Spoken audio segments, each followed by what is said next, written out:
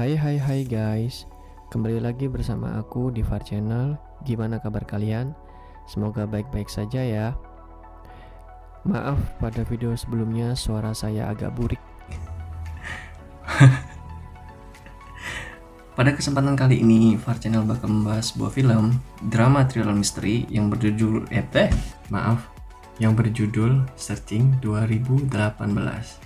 Diceritakan di film ini seorang ayah yang sedang mencari anaknya yang hilang selama 2 minggu hanya dengan menggunakan media internet. Jika kalian suka dengan channel ini, silahkan klik subscribe supaya kalian tidak ketinggalan video-video baru selanjutnya. Bagaimana kelanjutan ceritanya?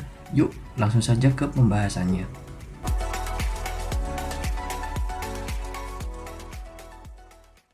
Film ini menceritakan tentang kehidupan seorang ayah yang bernama David Kim dengan istrinya Pam dan anak perempuan semata wayangnya yaitu Margot. Masing-masing mereka memiliki akun dalam satu komputer yang sama.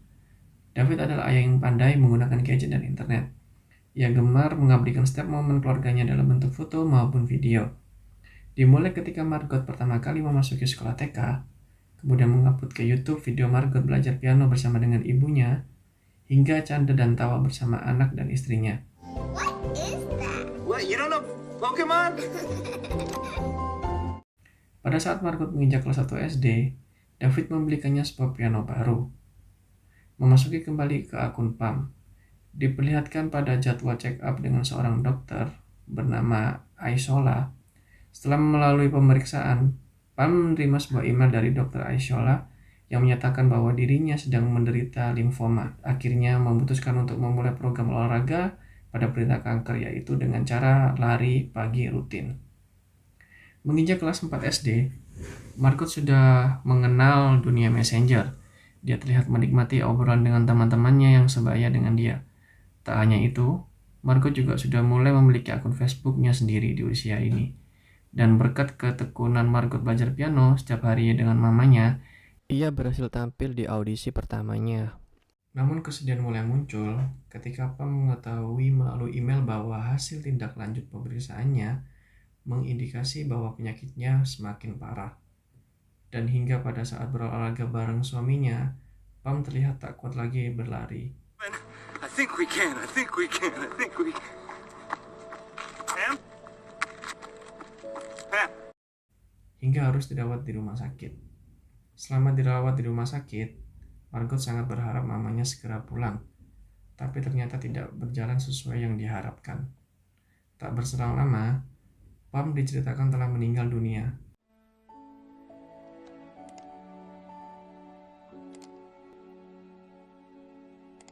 Tanpa terasa, Margot sudah menginjak sekolah SMA.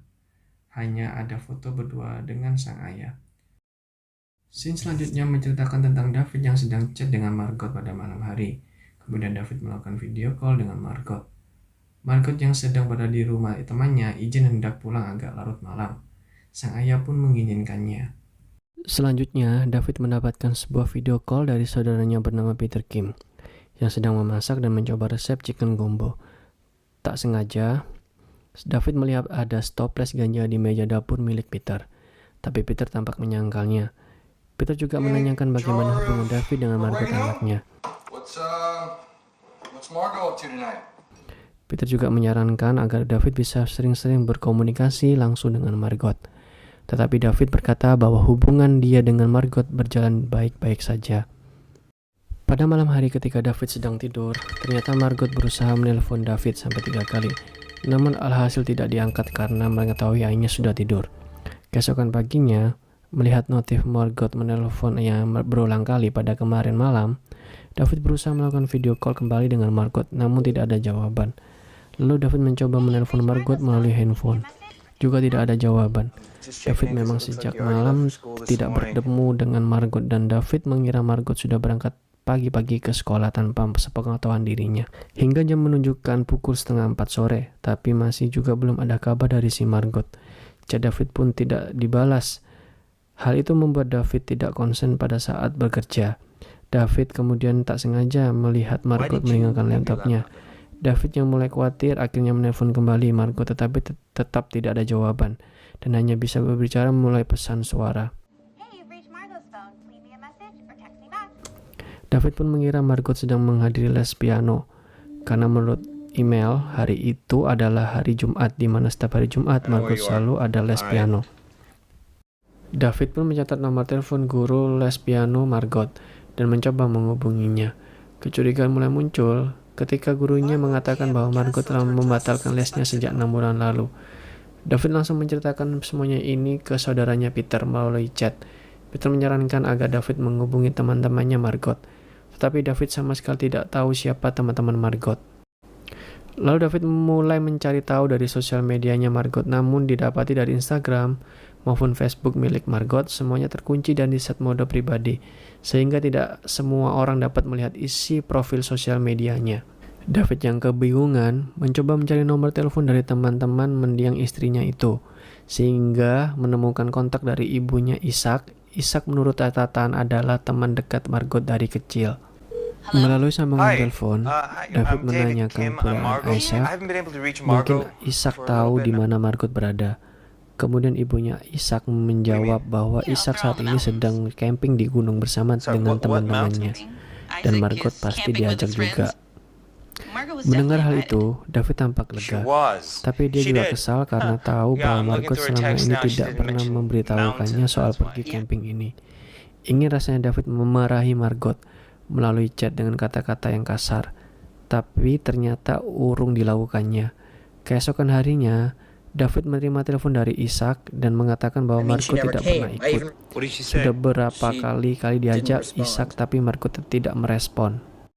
Lalu David memutuskan menelpon polisi dan mulai membuat laporan orang hilang tentang anaknya. Setelah itu tiba-tiba ada yang menelpon David, yaitu seorang detektif sersan bernama Rosemary Vick yang ditugaskan membantu kasusnya David.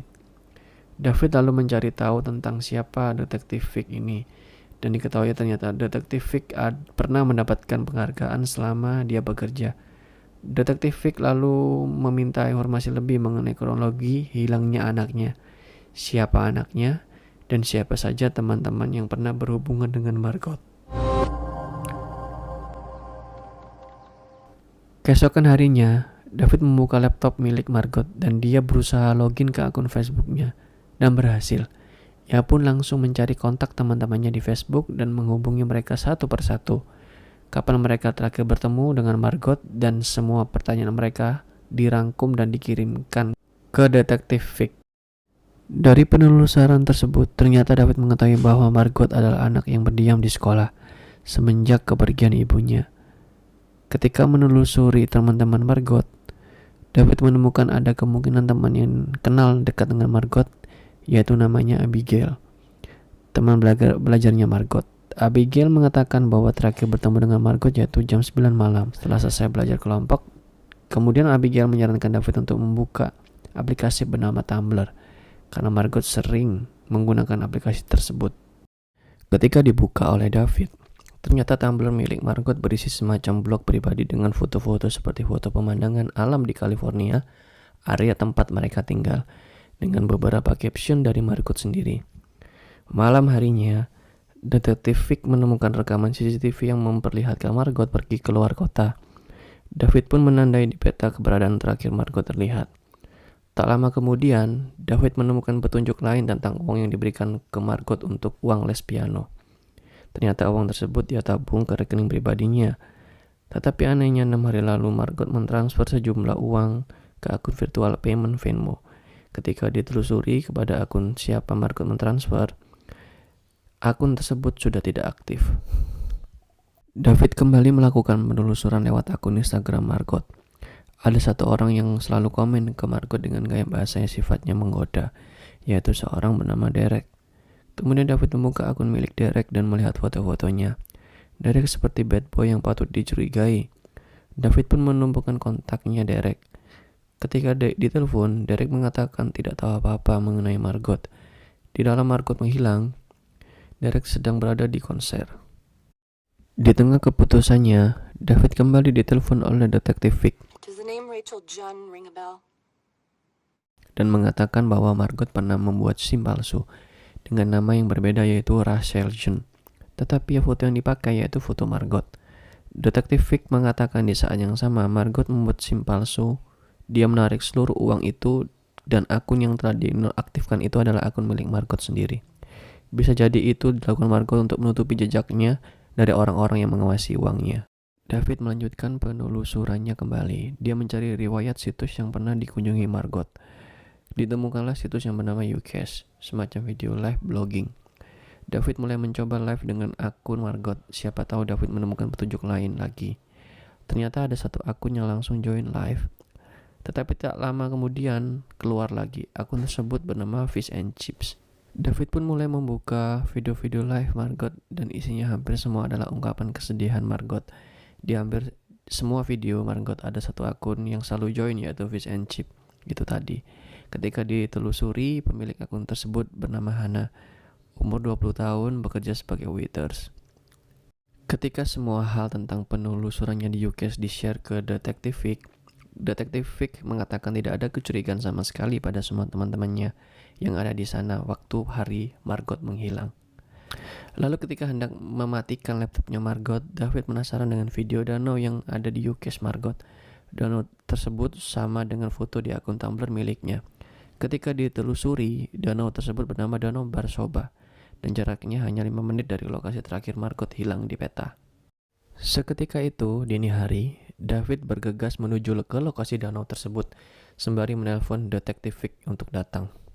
Hey, where are you? You told me she ran away, Vic! Selama diinvestigasi polisi di TKP, ditemukan mobil Margot tenggelam di danau. Tak jauh dari pinggir danau ada gantungan kunci Pokemon kesukaan Margot. David begitu takut ketika polisi hendak menarik mobil Margot keluar dari air. Apakah anaknya ada di dalam mobil atau tidak? Detektif Vic kemudian melakukan pertemuan pers dan menyatakan bahwa mobil milik Margot ditemukan, namun tidak ditemukan Margot di dalamnya. Dugaan sementara adalah kasus penculikan. Sejak hari mobil Margot ditemukan, banyak media-media yang memberitakan berita ini. Bahkan banyak orang-orang sukarelawan yang bersedia membantu pencarian terhadap Margot. David didampingi saudaranya Peter dan para sukarelawan terus mencari Margot di area sekitar danau tersebut dari pagi hingga malam. Dalam sebuah media diberitakan bahwa uang sebesar $2.500 ditemukan di kursi penumpang mobil milik Margot. David melanjutkan penelusurannya dari foto mobil Margot di TKP. Ditemukan di dalam mobil ada sebuah jaket dengan logo klub olahraga Vince. Ternyata logo klub Vince pernah dipakai di foto profil Peter saudaranya. Setelah ditelusuri lebih lanjut lewat pesan Margot dengan Peter, ternyata Margot dan Peter sering berbincang-bincang pada malam hari. Margot juga pernah mengunjungi ke rumah Peter. Selain itu, ada pembicaraan-pembicaraan yang sengaja dirahasiakan dari David.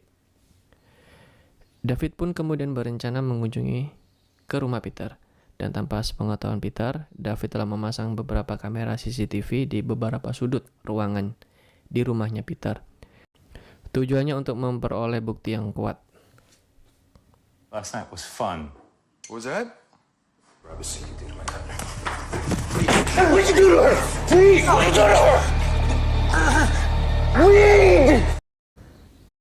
Tak lama David ada telepon dari Detektif Vic yang menyatakan ada seseorang tersangka bernama Randy yang mengunggah video pengakuannya bahwa telah membunuh Margot. Tersangka tersebut telah ditemukan dengan kondisi bunuh diri. Di sana David amat syok mendengar kabar itu.